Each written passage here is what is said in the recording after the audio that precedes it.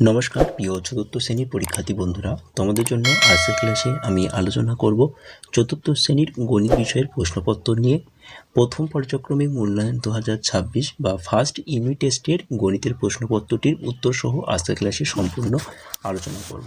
সুতরাং তোমরা এই ক্লাসটি মনোযোগ দিয়ে প্রথম থেকে শেষ পর্যন্ত ভালোভাবে দেখবে। একই সঙ্গে চ্যানেলে নতুন হলে অবশ্যই চ্যানেলটিকে সাবস্ক্রাইব করে নেবে। তাহলে চলো আজকের ক্লাসটি শুরু করা যাক। প্রথমে দেখো, একের দাগের সঠিক উত্তরটি নির্বাচন করো। 1 গুণ 4 সমান 4।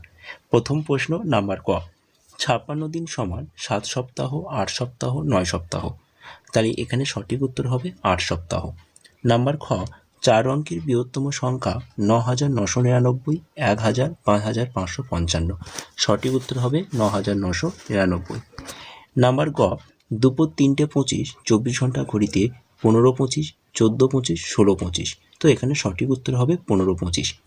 নাম্বার ঘ, 8 ডজন সমান 96, 108, 84। 8 ডজন সমান সঠিক উত্তর 96। নাম্বার 2, স্থানীয় মানে বিস্তার করে যোগ করো। 453 যোগ 526। 453টাকে ভাঙলে হবে 400 যোগ 50 যোগ 3। যোগ চিহ্ন রয়েছে তাই যোগ চিহ্ন দিলাম।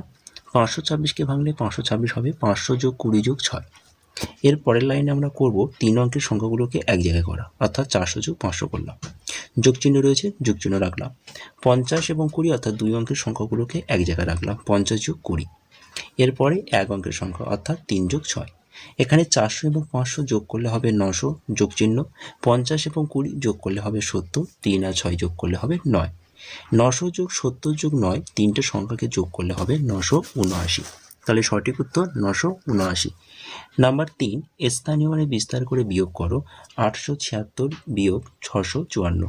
876টাকে ভাঙলে হবে 800 যোগ 70 যোগ 6। বিয়োগ চিহ্ন রাখলাম। বিয়োগের চিহ্নর পরের সংখ্যাটিকে ভাঙানোর সময় প্রথমে আমাকে কী করতে হবে, ব্র্যাকেটের মধ্যে রাখতে হবে।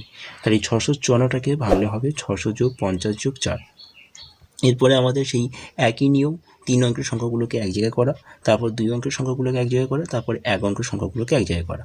তাহলে এখানে 800 বিয়োগ 600 করলাম। কেন 600 করলাম? দেখো এখানে বিয়োগ রয়েছে এবং এই জায়গাটা যোগ রয়েছে, তাহলে যোগ আর মাইনাস, অর্থাৎ একদিকে রয়েছে মাইনাস এবং একদিকে রয়েছে যোগ। তাই আমরা একটা সূত্র জানি যে মাইনাস এবং প্লাসকে ক্যালকুলেশন করলে মাইনাস হয়। তাহলে 800 বিয়োগ 600, যোগ চিহ্ন দিলাম। 70 বিয়োগ 50, একই নিয়ম, যোগ চিহ্ন লিখলাম। 6 বিয়োগ 4। 800 থেকে 600 বাদ দিলে হবে 200, 70 থেকে 50 বাদ দিলে হবে 20, 6 থেকে 4 বাদ দিলে হবে 2। তো এখানে সঠিক উত্তর হবে 200 যোগ 20 যোগ 2, তাহলে এখানে হবে 222। তাহলে সঠিক উত্তর 222। নাম্বার 4, অধক্রমে সাজাও, অর্থাৎ বড় থেকে ছোট সাজাও। 7853, 9867, 8672, 8675। তাই লিখবে যে নির্ণীয় অধক্রমে সাজাইয়া পায় 9867, 8675, 8672 এবং সর্বশেষে হবে 7853। নাম্বার 5, যোগ করো এবং ভেঙে করে দেখাও। নাম্বার রয়েছে 2 নাম্বার। তো এখানে একটা ঘন্টা, মিনিট, সেকেন্ডের যোগ দেওয়া হয়েছে। খুব সহজ অঙ্ক, তোমরা প্রত্যেকে জানো, প্রত্যেকেই করে ফেলো। 4 ঘন্টা 14 মিনিট 23 সেকেন্ড যোগ 3 ঘন্টা 35 মিনিট 25 সেকেন্ড যোগ 2 ঘন্টা 25 মিনিট 27 সেকেন্ড।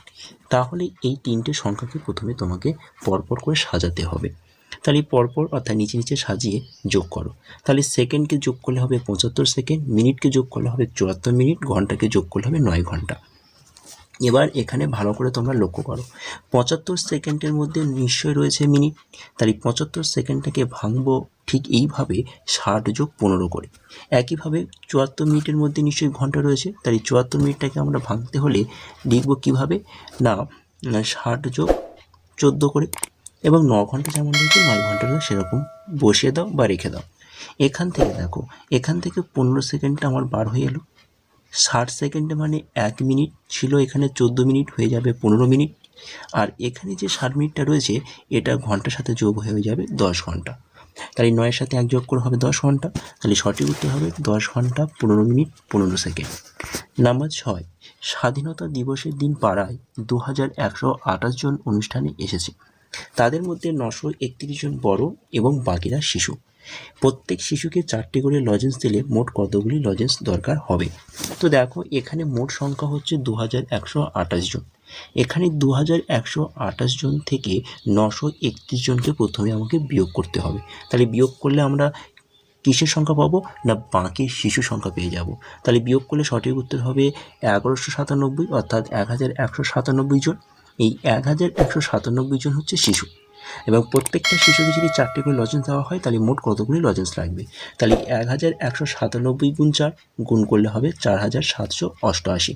তাহলে অতএব লিখে দেবে মোট কতগুলি লজেন্স লাগবে? না 4788টি লজেন্স লাগবে। নাম্বার 7, নিচের প্রশ্নগুলির উত্তর দাও। 3 গুণ 2 সমান 6।